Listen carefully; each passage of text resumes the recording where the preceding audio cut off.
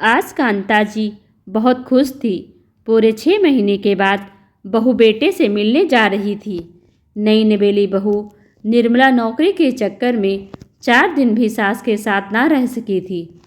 शादी के तुरंत बाद चली आई थी पति धीमेश के साथ उज्जैन।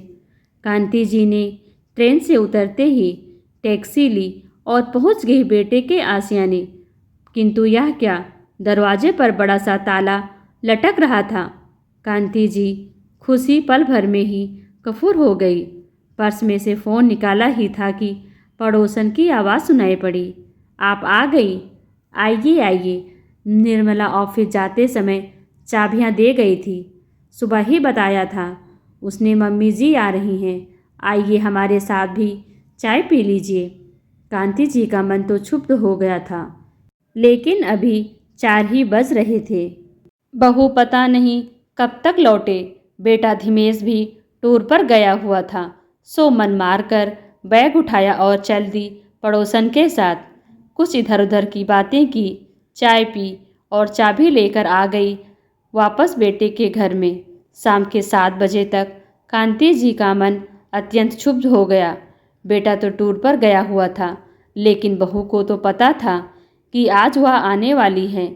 ऑफिस से छुट्टी तो ली ही नहीं, उल्टे समय से घर पर भी नहीं आई। चाबी पड़ोस में रख गई और फ़ोन भी नहीं किया। वह तो भला हो, पड़ोसियों का चाबी का भी बताया और चाय नाश्ता वह भी करवा दिया, वरना 4 बजे पहुँचते ही चाय भी खुद बनाकर पीनी पड़ती। ऑफिस से उन्हें हॉल में ही प्रमोशन मिला था, सो ज्वाइन करके उन्होंने 8 दिन की छुट्टी ले ली थी। सोचा चलकर कुछ दिन नई बहू के पास रहूँगी तो सास बहू जरा एक दूसरे को जान समझ लेंगी। लेकिन यहाँ तो आते ही बहू के निराले रंग दिखने लगे। अपमान से वह एकदम क्षुब्ध सी हो गई। मन में पूर्वग्रहों के कुछ नाक फन उठाने लगे। जरूर जानबूझकर ऐसा कर रही होगी ताकि मैं यहाँ से जल्दी चली जाऊँ। पूर्णिमा की बहू ने भी ऐसा ही किया था, और करुणा की बहू तो ऑफिस का टूर है कहकर मायके ही जाकर बैठ गई थी। मेरी बहू भी वैसे ही निकली। दुख से उसकी आंखें भीग गई। सोचने लगी, यही सब होना था तो मैं आती ही नहीं। बेटे के आते ही टिकट कराकर वापस चली जाऊंगी, लेकिन तब तक जाने और कैसी कैसी कड़वाहट बेइज्जती सहनी पड़ेगी। इन्हीं विचारों में जाने कब उसकी हल्की आंख लग गई। 7:30 बजे आखिर बहू आ ही गई। दरवाज़ा खोलते ही, सॉरी माँ, बहुत शर्मिंदा हूँ, देर हो गई। मोबाइल की बैटरी ख़त्म हो गई तो ऑफिस से निकलने के बाद फ़ोन भी नहीं कर पाई। ये कहते हुए उसने एक बुके सास को बड़े प्यार से थमा दिया।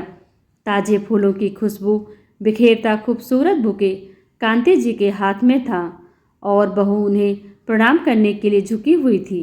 कांति जी का हाथ अनायास ही बहू के सर पर पहुंच गया, जिसे उन्होंने प्यार से सहला भी दिया।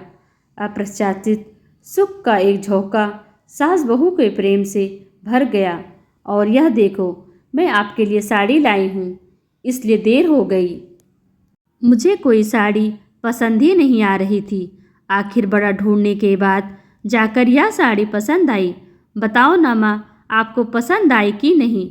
बहू ने हाथ में पकड़े पैकेट से एक खूबसूरत सिल्क की साड़ी निकालकर बिमला के कंधे पर फैला दी।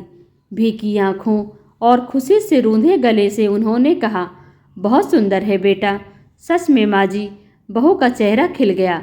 सारे काम आज पूरे करके ऑफिस से 8 दिन की छुट्टी ले ली है मैंने। अब मैं पूरा समय आपके साथ ही रहूँगी। जाने कितनी बातें करनी है आपसे, जाने कितना कुछ सीखना है।